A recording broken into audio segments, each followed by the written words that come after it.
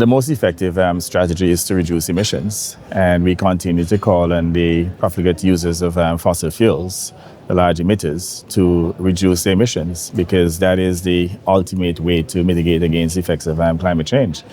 And the impact on small island states here in the Caribbean, the Pacific and Indian Oceans, the impact is significant. It's not limited just to hurricanes.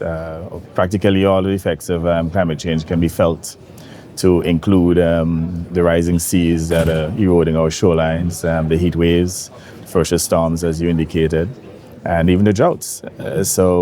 Climate is really a threat multiplier that is undermining our development, literally retarding our progress and undermining our achievement of the SDGs. So we continue to advocate as a priority for there to be a reduction in emissions so that we can ensure that the 1.5 degree threshold is not exceeded. And as you know, that 1.5 currently is under threat. So we just have to continue our advocacy and hope that our plea will not fall in deaf ears, and that these large polluters will understand that it's small islands today, but tomorrow, it will be their countries that will suffer the effects of climate change.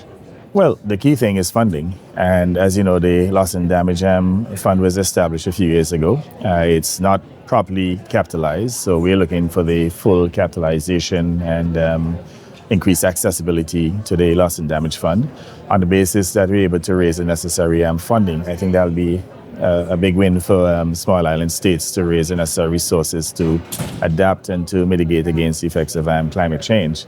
But the biggest win ultimately will be a reduction in emissions, and that is our ultimate goal, to see a reduction in emissions. Well, when they speak to the NDCs, we want to know that they have instituted policies that will result in a reduction in emissions in accordance with their NDCs. And at the same time, too, that they'll provide the necessary funding so that we can accelerate that transition from fossil fuels to renewables.